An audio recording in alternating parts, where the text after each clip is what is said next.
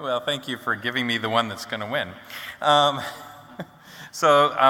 disclosures weren't in the book. I apologize. I was late in turning them in. So just so you know, I do a lot of things for a lot of people, and I do take money.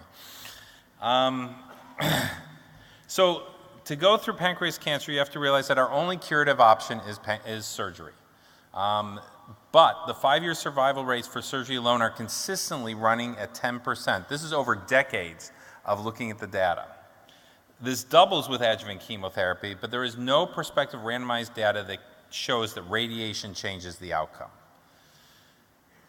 Again, for us, practice matters, as in so many cancers, that the surgeon who does the surgery and the location which the surgery is performed makes a difference in the survival. But despite this, the top U.S. institutions, including institutions like Johns Hopkins, have approximately 20% 5-year survivals for resected patients, even as recently as 2006, is the, which went up through the 90s, is the reference I give below.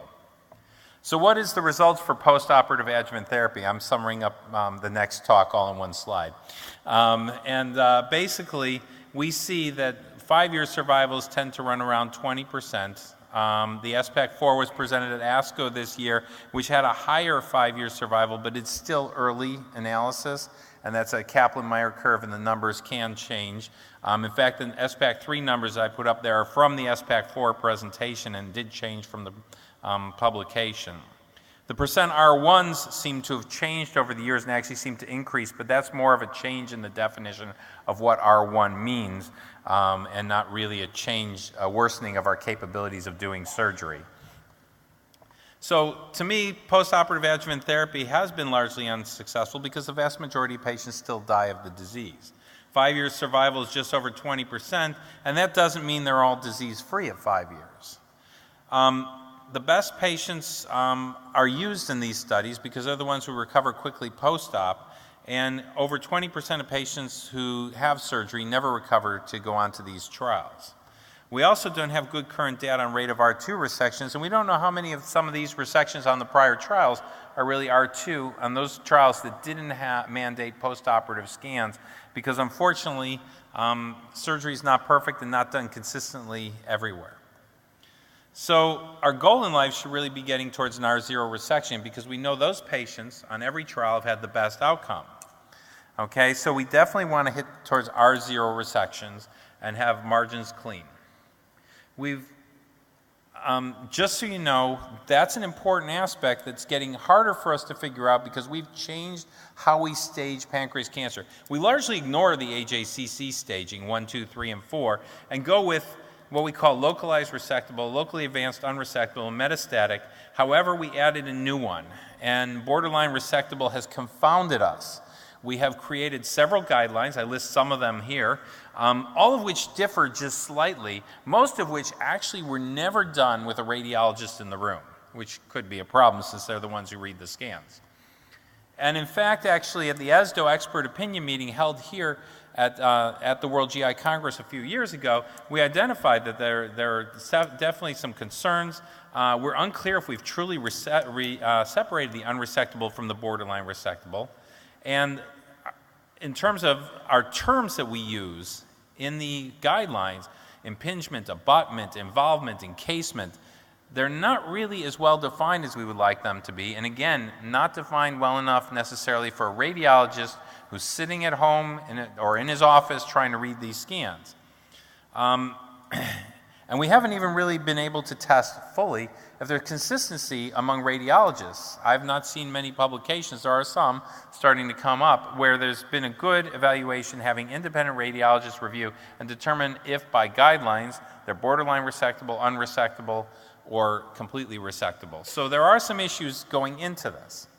And the reason I'm pointing all this out is because I'm about to go through some data on neoadjuvant therapy, and it's what we call a gamish, meaning that some are borderline resectable, some are unresectable, they use their own definitions. It's very hard to figure out everything from this.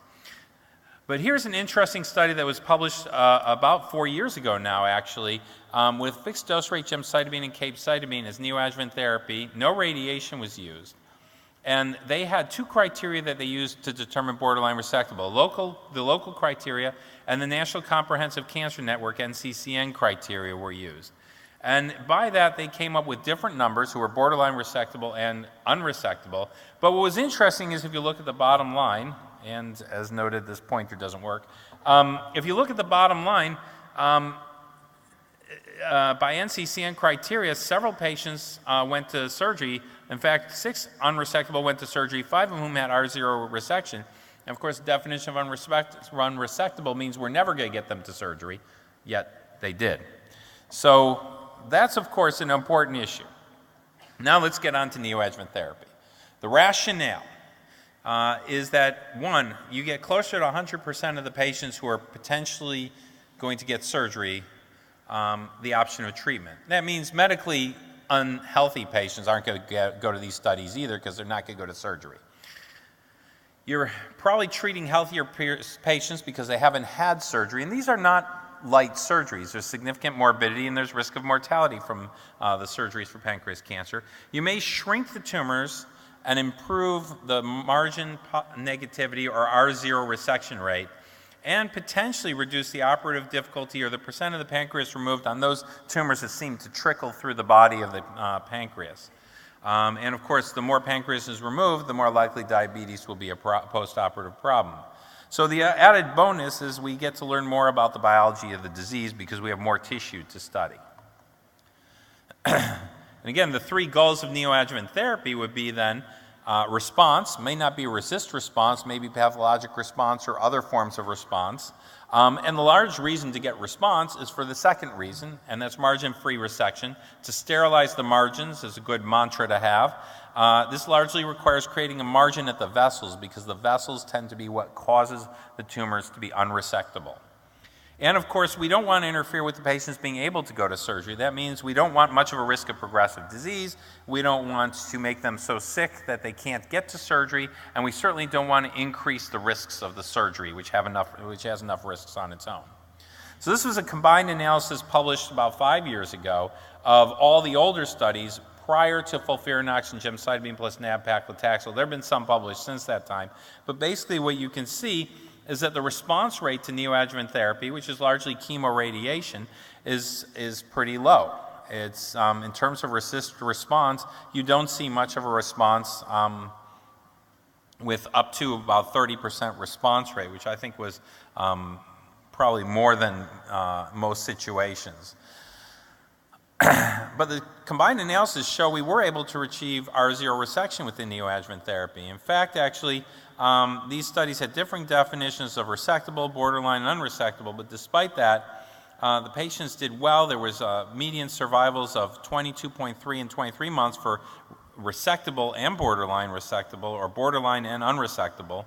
And it did not differentiate in the analysis from chemo and chemoradiation, but there was a significant number, if we look, of R0 resection rate with the resectable patients 80% and 62% of the patients who were considered borderline or unresectable.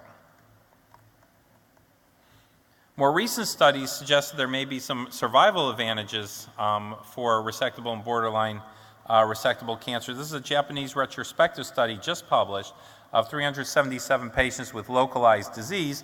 And if you look at this study, they had patients who were borderline resectable due to venous involvement, separate from the ones that were due to arterial involvement, because venous resections are possible, and arterial resections are still questionable at best. And the R0 rate for the neoadjuvant borderline resectable patients, in terms of venous, the neoadjuvant patients who were resectable was 80%. The borderline resectable arterial involvement was 62%, but still very good compared to some of the studies I showed you on the adjuvant. MD Anderson's looked at their data extensively, and this is a retrospective analysis again done before the most recent neoadjuvant regimens, the FOUFIRINOX and the gemcitabine and nab-paclitaxel. And they had 95% of the patients who went to surgery had R0 resection rate, but you can see that about a third of the patients don't make it to surgery. These were, again, borderline resectable patients where we don't know that they'll be able to get to surgery, so this is not an unreasonable percentage. going to surgery, and certainly very reasonable going for R0 resection. This is data from the ACOSOG trial, or the Alliance trial became. It's really only 17 patients, so you have to recognize that this is a small number of patients. But you can see that the grade 3 toxicity rate around surgery was not small, but still within reason for what we expect from this disease. And that's the best data I have on the fact that we might not be impacting. Without a randomized trial, we don't know that we're not impacting on the effects of surgery.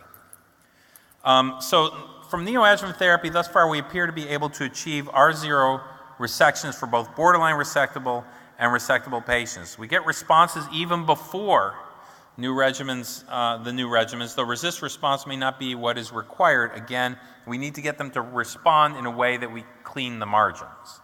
Even the most toxic regimens still appear to have reasonable surgical outcomes, because the trial I just showed you with the toxicity, the Alliance trial, was a FOUFIRINOX-based neoadjuvant therapy trial. So a lot of people criticize neoadjuvant therapy, and I think the biggest criticism that we have is that we're, of course, selecting patients. So when we come out with these 30-month and 40-month survivals that you get for completely resectable patients who get neoadjuvant therapies, you're also having a group of patients who never get to surgery. You may be selecting out the best players, because the ones who don't get to surgery progress through therapy, and they probably have the most aggressive disease, but many would argue in that case they're probably not the ones who should get surgery, because they'll likely progress shortly after the surgery as well. So if we get to neoadjuvant therapy, which again I believe is something we need to truly get to, which treatment do we use? Do we use chemotherapy? Do we use chemoradiation? Or, as in the Alliance trial, chemotherapy followed by chemoradiation? And if so, which regimen do we use, what duration, and what are our endpoints for our clinical trials? So, do we know if chemoradiation actually gives you a higher response than chemo alone? Well, in fact, there's very little evidence of this. I'm going to show you a locally advanced clinical trial from ECOG. The important part of this is a randomization of gemcitabine versus gemcitabine plus concurrent radiation. Very simple randomized study. It didn't fully accrue to get its endpoint in terms of survival, although they reported that. But the important thing here is the response rate you can see is no different for the two arms. That doesn't mean that there weren't differences if these patients had been taken to the operating room.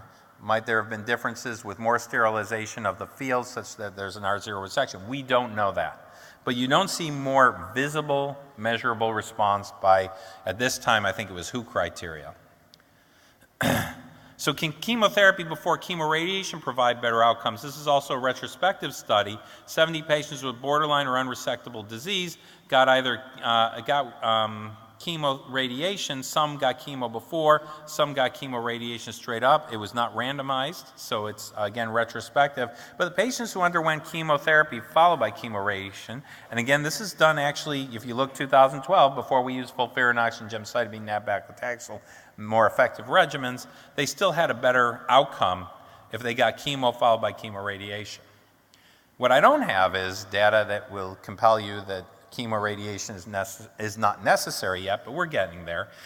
Because here we have some data with the newer chemo regimens with response rates. These are the response rates in metastatic disease. And you might note that gemcitabine plus nab-paclitaxel, when used in investigator assessment, has a very similar response rate to FOUFIRINOX.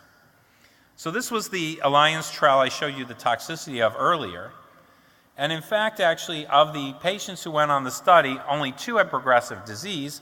Most of the rest actually had either response, which is 6 of the patients, and 11 stable diseases. And they were able to resect 15 patients, including portal vein resections on a significant number. These were all borderline resectable patients. They were not considered resectable to start with. Okay, and the R0 resection rate was 93%. This is a multi-institutional study, and although small, is key because we showed the feasibility, and it was one of the most important studies in that it defined margins, it defined how the pathology was going to work, how the surgeons were going to do the surgery. It was a very, very strict protocol. There have also been presentations recently at ASCO this year, one from Madrid with 58 patients with resectable, borderline, or locally advanced disease. Cycle numbers of chemotherapy with gemcitabine and nab-paclitaxel varied. but then they received, some of them received radiation and chemotherapy, and they resected 35 patients, of whom 12 were from the resectable group, 8 from the borderline, and 15 from the locally advanced group.